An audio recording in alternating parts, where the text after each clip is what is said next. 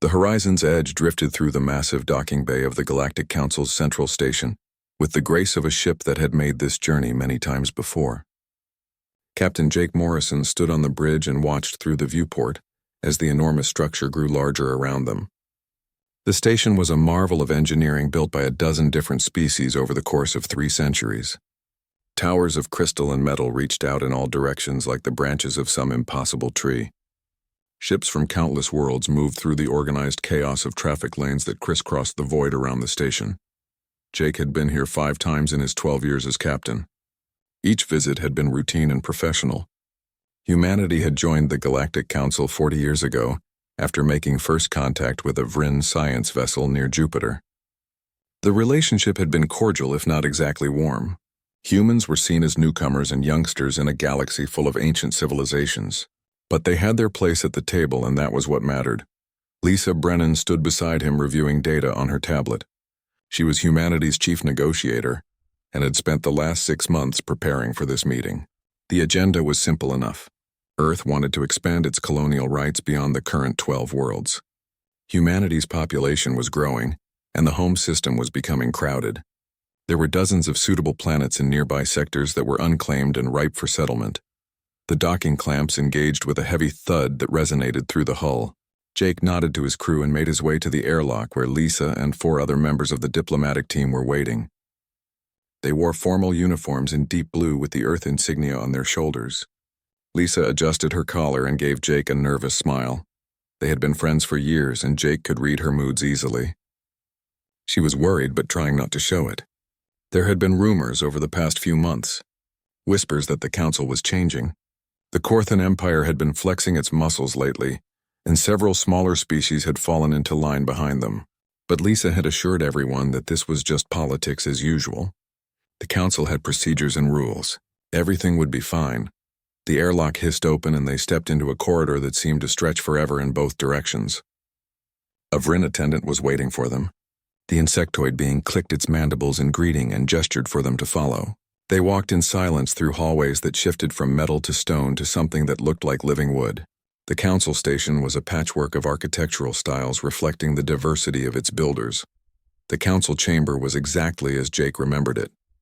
A vast circular room with a domed ceiling that displayed a holographic representation of the galaxy, slowly rotating above them. Tiered seating rose up on all sides, and representatives from 43 different species sat in their designated sections. At the center of it all was the speaker's platform where Councillor Vexnar of the Korthan Empire stood waiting. The Korthan were tall and broad, with gray-scaled skin and eyes that glowed a faint amber. Vexnar wore robes of deep crimson that marked his status as a High Counselor. He watched the human delegation enter with an expression that might have been amusement or contempt. It was hard to tell with Korthan faces. Lisa led the group to humanity's section, and they took their seats. She stood and activated the holographic display in front of her. Jake watched from his seat as she began the presentation. Her voice was calm and professional as she outlined humanity's proposal. She showed population projections and economic models. She highlighted the unclaimed systems that Earth wished to settle, and explained how this expansion would benefit not just humanity but the entire council through increased trade and resource sharing. The chamber was quiet as she spoke. Jake scanned the other delegates. Some seemed interested, others appeared bored. A few whispered among themselves. When Lisa finished her presentation, she thanked the council and sat down. Now came the waiting. The council would deliberate and then vote on the proposal. It was all very civilized and orderly. Vexnar stepped forward. His voice boomed through the chamber, amplified by technology that made it seem like he was speaking directly into everyone's mind. He thanked Lisa for the presentation and then paused. The pause stretched uncomfortably long. Jake felt something cold settle in his stomach. The Korthan counselor began to speak again, but this time his tone had changed. He explained that the council had indeed been reviewing humanity's status. However, the review had led to a different conclusion than what the humans might have hoped for. The council had determined that humanity was too volatile and too aggressive to be trusted with further expansion. Their history of warfare and violence on their own world was well documented. Their tendency toward conflict and their inability to unite even among their own species until recently showed a lack of maturity. Lisa stood immediately. She objected. She pointed out that humanity had been peaceful members of the Council for 4 decades.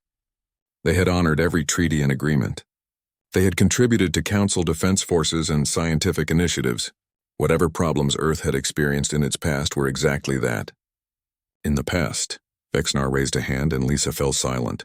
The gesture was casual but carried an undeniable authority. The Corthan continued. The Council had passed new legislation while humanity was in transit to this meeting. Legislation that created a classification system for member species. Humanity had been designated as a protected species. This meant that for their own safety and the safety of others, they would be restricted to their current territorial boundaries. No new colonies would be permitted. Their vote in Council matters would be reduced to advisory status only.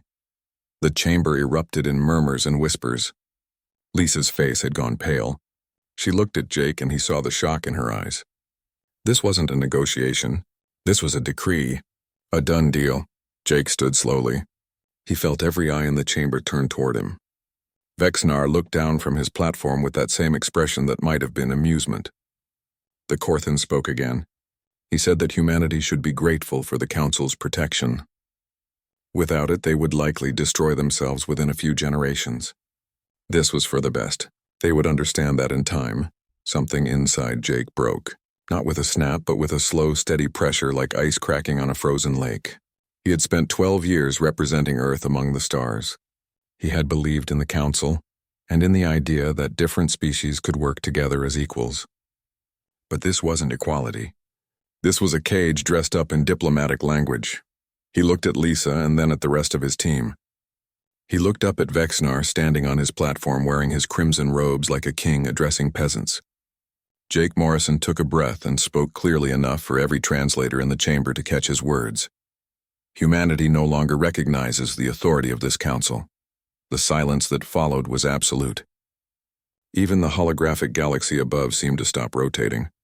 Vexnar's amber eyes widened slightly. Lisa grabbed Jake's arm and hissed at him to stop, to think about what he was saying. But Jake was done thinking. He had seen the truth written in the Corthan's contemptuous expression, and in the averted eyes of the other delegates who had let this happen without protest. He turned and walked toward the exit. His team hesitated for only a moment before following. Behind them, the chamber exploded into chaos. Shouts in a dozen languages echoed off the walls. Vexnar was demanding they return immediately. Other counselors were on their feet arguing with each other. But Jake didn't look back. They reached the horizon's edge and the crew had the ship ready to depart within minutes.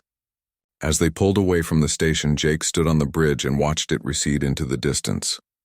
Lisa came to stand beside him. She didn't say anything. She didn't need to. They both knew that everything had just changed.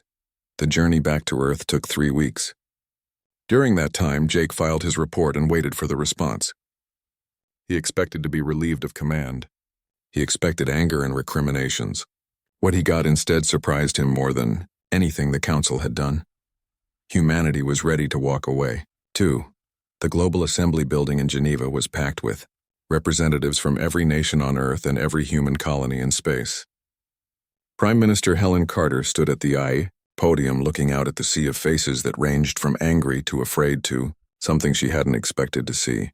Pride. The news of what happened at the Council had spread faster than the horizon's edge could travel home. By the time Jake Morrison's ship entered Earth orbit, the entire human sphere was already debating what came next. Some demanded that Helen apologize immediately and begged the Council to reconsider. Others called for war. Most just wanted to know what this meant for their futures. Helen had been Prime Minister for 6 years and had navigated her share of crises. Economic downturns and colonial disputes and the occasional terrorist threat. But nothing had prepared her for this. Humanity had just told the most powerful organization in the galaxy to go to hell, and now she had to figure out what came next. She cleared her throat and the chamber fell silent. Her voice was steady as she spoke. She explained, Ned, that she had reviewed Jake Morrison's report and the recordings from the Council chamber. She had consulted with advisors and military leaders and economists. The conclusion was simple. The Council had treated humanity with contempt and disrespect. They had stripped away rights that humanity had earned through 4 decades of loyal membership. Captain Morrison had acted rashly, But he had not acted wrongly. The chamber erupted in applause from some sections and angry shouts from others. Helen waited for the noise to die down before continuing. She laid out the reality of their situation. The council controlled most major trade routes. They had technology that humanity still didn't fully understand. The Korthan Empire alone had a military that could crush Earth's defenses in a matter of days if they chose to attack. Walking away from the council meant isolation at best and war at worst. But there was another path. Helen explained that Earth's scientists had been studying regions of space that the council had declared off limits. Zones they claimed were too dangerous or unstable for colonization. When human ships had asked for permission to explore these areas, the council had always refused. Now Helen wondered if those refusals were really about safety, or if they were about control. Admiral Ryan Pierce stood up from his seat in the military section. He was a tall man with gray hair and a face weathered by years in space. He asked permission to speak and Helen nodded. Ryan walked to the front of the chamber and activated a holographic display. It showed a three-dimensional map of known space with human territory, highlighted in blue and council space in green. There was a vast region beyond council borders marked in red. The Reach. Ryan explained that the Reach was largely unexplored. The council had sent a few survey missions there centuries ago and declared it unsuitable for settlement. But human long-range sensors suggested otherwise.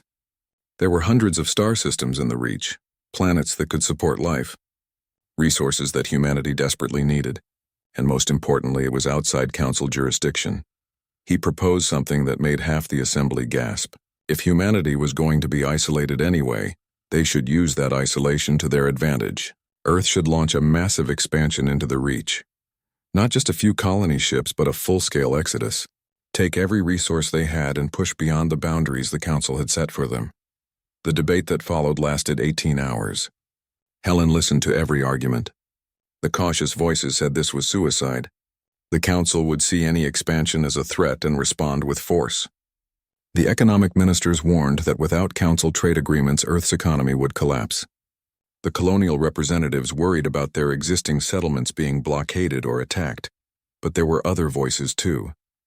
Younger representatives who saw this as an opportunity rather than a crisis. Scientists who wanted to explore the unknown without council restrictions. Military officers who were tired of serving under alien command structures. And millions of ordinary citizens who had watched the council's humiliation of humanity and decided they were done bowing to anyone. Helen called for a vote at dawn. The Frontier Initiative passed by a margin of 68%. Humanity would not apologize. They would not beg to be let back into the council. Instead, they would stake their claim to a new future in the Reach. The council's response came within days. They imposed economic sanctions on all human worlds.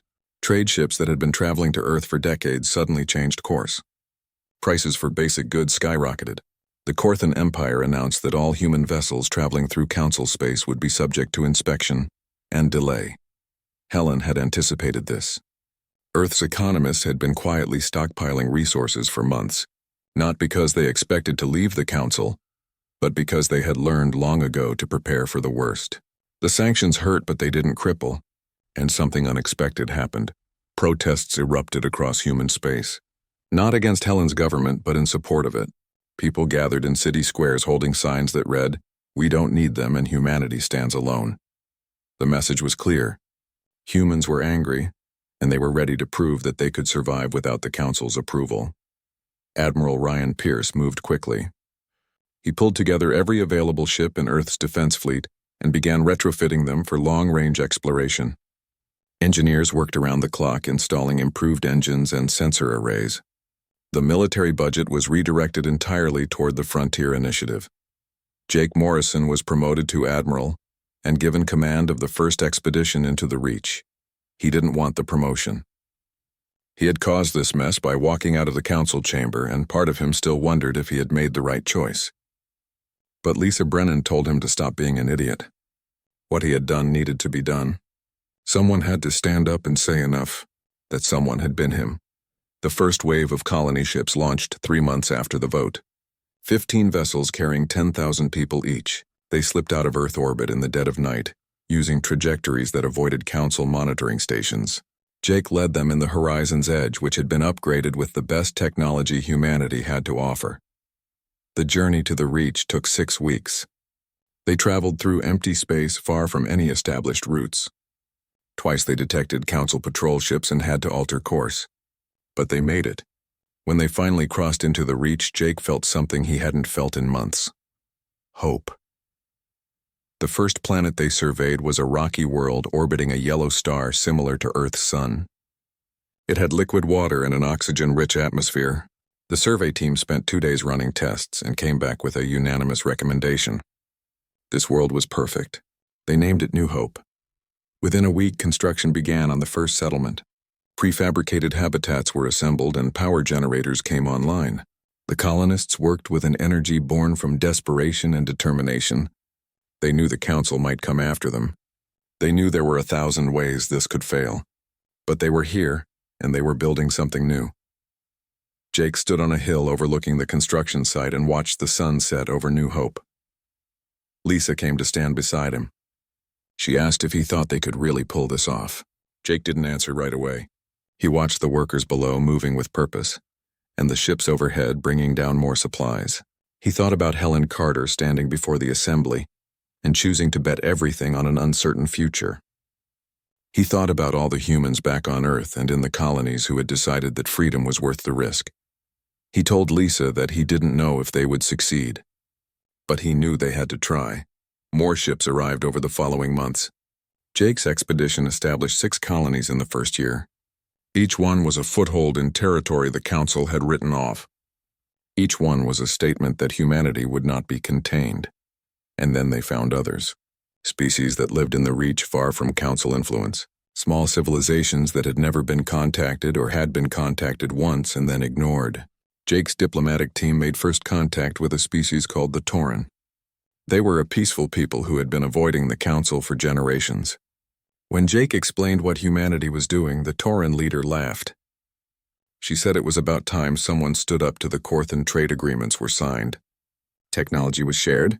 The Tauren had developed agricultural techniques that worked perfectly on New Hope's soil. In return, humanity provided medical technology that helped the Tauren combat a disease that had plagued them for centuries. More species emerged from the shadows of the Reach, 6 in total by the end of the first year. All of them wary of the Council, all of them interested in what humanity was building. Jake realized something important. They weren't alone out here. There was an entire community of civilizations that had chosen independence over submission. Back on Earth, Helen Carter watched the reports with growing confidence. The Frontier Initiative was working. The sanctions still hurt and there were shortages of some goods, but Earth was adapting. New industries emerged to fill the gaps left by lost Council trade. Human innovation had always thrived under pressure. Admiral Ryan Pierce reported that 30 new colonies had been established. The population in the Reach had grown to 500,000. Ships were moving back and forth between Earth and the new settlements in an endless stream of supplies and people. The Council noticed. Of course they noticed. Vexnar made speeches condemning humanity's illegal expansion. He demanded that the human colonies be abandoned immediately, but his words rang hollow. The Council couldn't enforce their will in the Reach. It was too far and too empty, and they had bigger problems.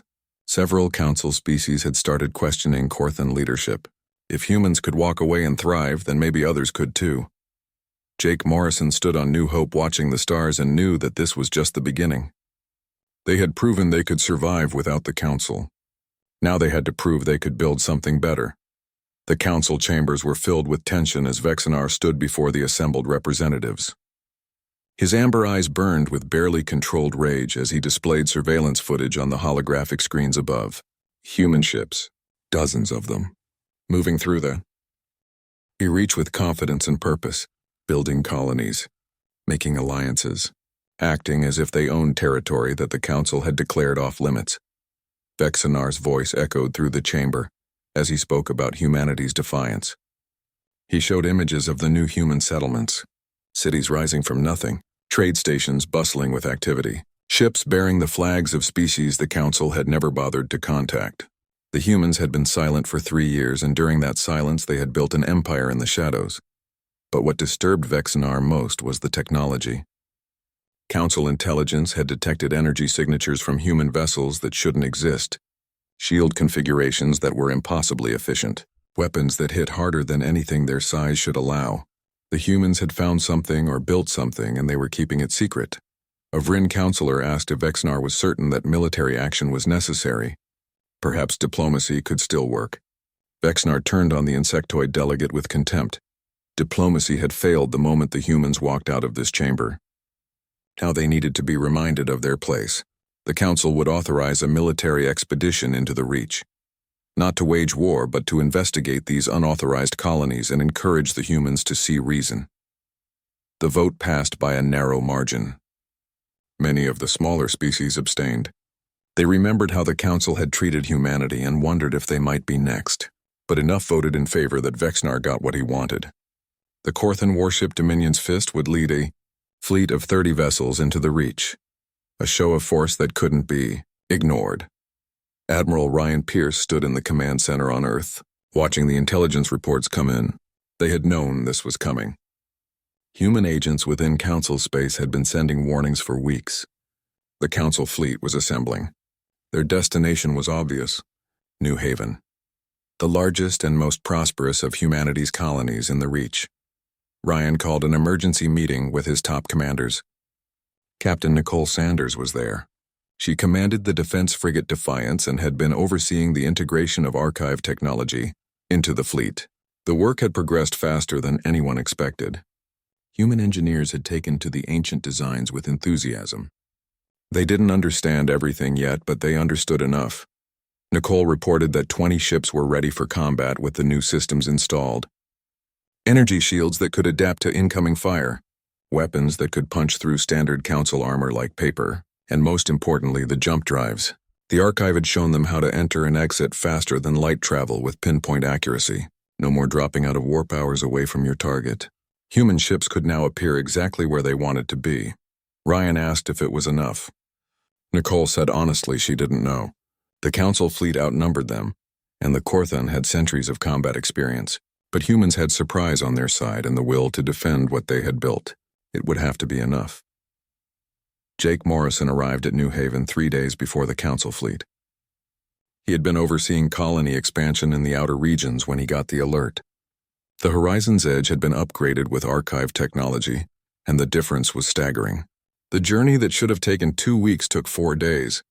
He brought 5 other ships with him, every one of them ready to fight if necessary. The colonists on New Haven were nervous but determined. They had built homes here, started families, created businesses. No one was going to take that away without a fight. The planetary defense grid came online. Orbital platforms armed with weapons that would have seemed like science. Fiction a year ago now hummed with power waiting to be unleashed. Lisa Brennan stood beside Jake on the command deck of the Horizon's Edge. She had been coordinating the evacuation of non-essential personnel from New Haven, women and children, the elderly. Anyone who couldn't fight. They were being moved to safer colonies deeper in the Reach. But most of the adults had chosen to stay. This was their world and they would defend it. The Council fleet arrived exactly when intelligence said they would.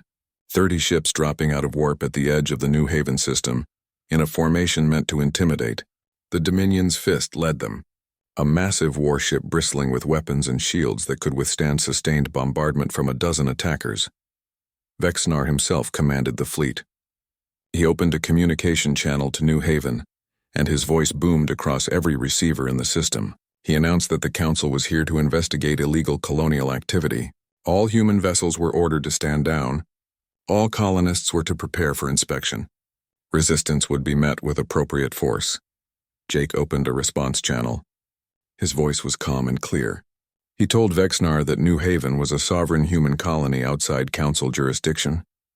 The Council had no authority here. The fleet should turn around and leave immediately. Vexnar laughed. The sound was harsh and mocking. He said that Jake Morrison had caused enough trouble. The humans had been given a chance to cooperate and had thrown it away. Now they would learn the consequences of defying the Council. The Dominion's Fist began moving toward the inner system. The rest of the Council fleet followed. Nicole Sanders gave the order to engage. The Defiance and 19 other human ships that had been hiding behind New Haven's moon suddenly appeared. They used their new jump drives to materialize in perfect formation between the Council fleet and the planet. It was a maneuver that shouldn't have been possible. The Council ships scrambled to adjust their positions. The battle began with the Council fleet firing first. Energy beams and plasma torpedoes streaked across the void toward the human defenders. But the humans were ready. Their new shields flared to life and the incoming fire simply dispersed against them. Weapons that should have crippled human ships barely scratched. Their hulls, Nicole targeted the Dominion's fist. The Defiance's main guns opened fire with beams of coherent energy that cut through the Corthan ship's shields like they weren't even there. Armor plating that had survived 100 battles melted under the assault. The massive warship shuddered and listed to one side as systems failed across multiple decks. The rest of the human fleet engaged with similar results. Council ships that had seemed invincible suddenly found themselves outmatched. Human vessels danced around their opponents using jump drives to appear and disappear in combat. It was like fighting ghosts. Every time a Council ship tried to line up a shot, the human vessel would vanish and reappear somewhere else. Jake watched the battle unfold with mixed emotions. He had hoped it wouldn't come to this, but the Council had forced their hand. He ordered his ships to disable rather than destroy where possible. This was a message, not a massacre. They needed the Council to understand that humanity could defend itself, but they didn't need to prove it by killing thousands. The battle lasted 4 hours. When it was over, 9 Council ships were disabled and drifting. The rest of the fleet was retreating in disorder. The Dominion's fist had been crippled but not destroyed. Vexnar's communication systems were still working, and Jake could hear the Corthan commander shouting orders to his fleet, demanding they regroup and attack again, but the Council ships kept running. They had come expecting to intimidate a handful of primitive human vessels. Instead, they had encountered a fleet with technology they couldn't match and tactics they couldn't counter. For the first time in living memory, the Council had been defeated in open combat. Nicole opened a channel to the Dominion's fist. She offered Vexnar terms. His crew would be given medical assistance. His damaged ships would be towed to a safe distance. But the Council fleet had to leave the Reach immediately and not return. This was mercy. The next time there would be none. Vexnar's face appeared on the screen. His amber eyes were wide with shock and rage. He started to respond with threats and promises of retribution, but Nicole cut him off. She told him to take his fleet and go. The message was delivered. Humanity would not be pushed around anymore. The Council ships limped away. It took them 2 days to gather their damaged vessels and jump to safety. During that time, human rescue teams helped evacuate wounded from the crippled ships. It was a calculated gesture. Humanity could have left them to die but chose to help instead. Another message. They were not the savages the Council believed them to be. When the last Council ship vanished into faster-than-light travel, the people of New Haven erupted in celebration. They had won. Against overwhelming odds and an enemy that had ruled the galaxy for centuries, they had won. Jake stood on the bridge of the horizon's edge and felt the weight of what they had accomplished. Lisa came to stand beside him. She pointed out that this was just the beginning. The Council would lick their wounds and come back stronger. Vexnar would demand a full-scale invasion. The war they had tried to avoid was coming whether they wanted it or not. Jake knew she was right. But he also knew that everything had changed. The Council's aura of invincibility was broken. Smaller species that had been too afraid to resist would see what happened at New Haven and start asking questions. If humans could stand up to the Corthan, then maybe others could too. Admiral Ryan Pierce sent a message from Earth congratulating the defenders and warning them to prepare for what came next. Intelligence suggested the Council was in chaos. Some species were demanding answers about how humanity had acquired such advanced technology. Others were questioning why the Council had provoked this conflict in the first place. Helen Carter made a public broadcast that was transmitted across all of human space and beyond. She spoke about the Battle of New Haven and what it meant. Humanity had not sought this fight, but they had won it. Any species that valued freedom over submission was welcome to join them. Together they could build something better than the corrupt Council that had failed them all. The response was immediate. 3 more species from the Reach reached out requesting formal alliances. 2 Council members sent secret messages asking about the possibility of defecting. The galaxy was starting to fracture, and at the center of it all, was a species that had been dismissed as too young and too primitive to matter. Jake looked out at the stars and wondered what his simple act of walking out of a council chamber had set in motion. He had wanted dignity and respect for humanity. Instead, he had started a revolution. The council chamber was nearly empty. Only 17 species remained out of the original 43. The others had withdrawn their representatives or stopped responding to council summons entirely. Vexnar stood at the speaker's platform looking older than he had 6 months ago. The defeat at New Haven had shaken him, but what came after had broken something fundamental in the council's structure. Smaller species were openly defying council edicts. Trade agreements were being ignored. Military vessels refused deployment orders. And worst of all, 17 species had formally requested negotiations with humanity about joining what they were calling the New Coalition. The galaxy was fracturing, and Vexnar could feel his grip on power slipping away with each passing day. He made one final proposal. The Korthan Empire would gather its full military might. Every ship, every weapon. They would strike directly at Earth itself. Cut off the head and the body would die. Without humanity's leadership, the rebellion would collapse. The council would be restored. Order would return. The few remaining delegates looked at each other nervously. A Vryn representative asked if Vexnar was truly prepared to risk everything on a single attack. The Korthan's answer was simple. They had already lost everything. This was the only way to get it back. Helen Carter received the intelligence report at 3 a.m. She was in her office reviewing economic data when the alert came through. The Korthan were gathering a battle fleet larger than anything seen in 1,000 years. 200 warships, enough firepower to reduce Earth's defenses to rubble in a matter of hours, and they were heading straight for the solar system. She immediately contacted Admiral Ryan Pierce. He was already awake, already preparing. Every available human ship was being recalled to Earth. The orbital defense platforms were being armed with archive technology. Evacuation plans were being drawn up for the major population centers. But Ryan was honest with Helen. Even with their new technology, Earth's fleet was outnumbered 4-1. The math wasn't good. Helen asked how long they had. Ryan said 3 weeks, maybe less if the Korthan pushed their engines hard. Helen nodded and made a decision that she had been avoiding for months. She activated the emergency broadcast system and spoke directly to every human in the solar system and beyond. She told them the truth. War was coming to Earth. The Korthan were bringing an armada that could devastate their homeworld. But humanity would not run and would not surrender. They had built something worth fighting for. Freedom, dignity, a future where no one dictated their limits. If this was to be their final stand, then they would make it one the galaxy remembered forever. The response was instantaneous. Ships from every human colony began jumping toward Earth. Civilian vessels were converted to carry weapons. Factories that had been producing consumer goods switched to military production. And from across the Reach, their allies responded. The Tauran sent their fleet. The other species humanity had befriended pledged their ships and their lives to the defense of Earth. Jake Morrison brought the Horizon's Edge home for the first time in 2 years.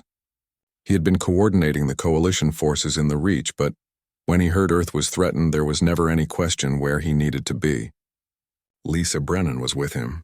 She had spent the past months negotiating with potential allies and had convinced 12 species to formally join the coalition.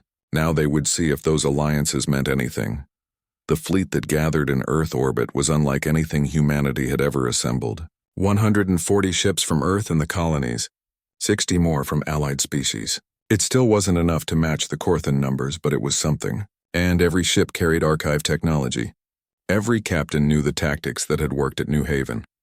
Captain Nicole Sanders took command of the defense coordination. She had become something of a legend after New Haven, and the other captains trusted her judgment. She organized the fleet into strike groups, fast ships with jump drives that could hit and fade, heavier vessels to hold the line, and a reserve force hidden behind the moon ready to exploit any opening. The Korthan fleet arrived on a Tuesday morning. 200 warships dropped out of faster-than-light travel at the edge of the solar system, in a formation that blotted out the stars. Vexner's voice boomed across every communication channel. He offered Earth one final chance to surrender. Submit to Council authority, dismantle the colonies, hand over the archive technology, or be destroyed. Helen Carter's response was broadcast from Earth's surface. She thanked Vexnar for his offer and politely declined. Earth would never submit to tyranny. If the Korthan wanted a fight, they would get one. But she warned them that this wouldn't be like New Haven. This was Earth, humanity's birthplace. And every single person in the solar system was willing to die to protect it. The Korthan fleet began its advance. Vexnar was confident. He had the numbers. He had the firepower. The humans had won a single battle against a small expeditionary force. This was different. This was the full might of the Korthan Empire, and it would sweep aside any resistance. The human fleet met them at the orbit of Mars. Nicole gave the order to engage, and 140 ships accelerated toward an enemy that outnumbered them nearly 2-1. The Korthan commanders must have thought the humans were suicidal. But then the human ships activated their jump drives. 40 vessels vanished and reappeared in the middle of the Korthan formation. They fired at point-blank range into the enemy fleet's center. Shields collapsed under the barrage. Ships that had never been damaged in centuries of service suddenly found themselves crippled. The Korthan formation broke apart in confusion. The rest of the human fleet followed up with a coordinated strike from 3 directions. Allied ships added their firepower to the assault. The Tauren had weapons that disrupted Korthan shield harmonics. Another Espon. Assis called the Velm used electronic warfare to jam targeting systems. It was chaos, but it was organized chaos. Every ship knew its role. Jake Morrison led a strike group directly at the Korthan flagship where Vexnar commanded. The Horizon's Edge had been upgraded with the most powerful weapons humanity could build. He jumped in close enough to see the viewports on the massive enemy vessel and opened fire with everything he had. Energy beams tore through armor. Missiles found their marks in critical systems. The flagship shuddered and began to list. Vexnar refused to retreat. He ordered his fleet to press forward no matter the cost. Push through to Earth, that was all that mattered. But his fleet was falling apart. Ships were disabled or destroyed faster than they could regroup. The human jump drives made it impossible to maintain any formation. Every time the Korthan tried to concentrate their forces, the humans would appear somewhere else. Admiral Ryan Pierce watched the battle from Earth's command center. The numbers were still against them, but they were holding. More than holding. They were winning. Human losses were heavy. 12 ships destroyed, 20 more damaged. But the Korthan were losing 3 ships for every one they took down. The archive technology was proving its worth in the most brutal way possible. The battle raged for 4 hours. Ships burned. People died. The space around Mars became a graveyard of shattered hulls and debris fields. But slowly, inexorably, the tide turned. The Korthan fleet began to falter. Captains who had fought with confidence now fought with desperation. Some began to retreat without orders. Vexnar's flagship was dying. Life support was failing. The main reactor was critical. Jake Morrison opened a channel and offered surrender terms one final time. The Korthan commander appeared on screen bloodied and broken. His amber eyes held nothing but hatred. He spat out a curse in his native language and cut the connection. Seconds later, the flagship's reactor went critical, and the massive vessel tore itself apart in a fireball that lit up the Martian sky. With their commander dead, the Korthan fleet broke. Some ships tried to fight on, but most began jumping away to safety. Within an hour, the battle was over. 70 Korthan vessels remained intact enough to retreat. The rest were destroyed or disabled. Humanity had won, but the cost was terrible. 26 human ships destroyed. 8 Allied vessels lost. Thousands dead. Helen Carter stood before the cameras and spoke to the Galacxy. She said that humanity had not wanted this war. They had sought only to live freely and without constraint. But the Council had forced this confrontation, and humanity had defended itself. Now she offered something that Vexnar never had: peace. She announced that Earth was formally inviting all species to join in creating a new galactic organization, one where no single civilization held absolute power, where decisions were made by consensus, not decree, where every member had equal voice regardless of size or strength. The Council was finished. Something better could take its place. The response was overwhelming. Within days, 40 species had expressed interest. Within weeks, the first new coalition assembly was held, not on Earth but on a neutral world chosen by vote. Representatives from dozens of civilizations gathered to write the charter that would govern their alliance. Jake Morrison attended as humanity's military representative, but he made it clear he wanted no position of authority. He had started this by walking out of the council chamber. Others could finish it by building something worth staying for. Lisa Brennan became one of Earth's 3 representatives.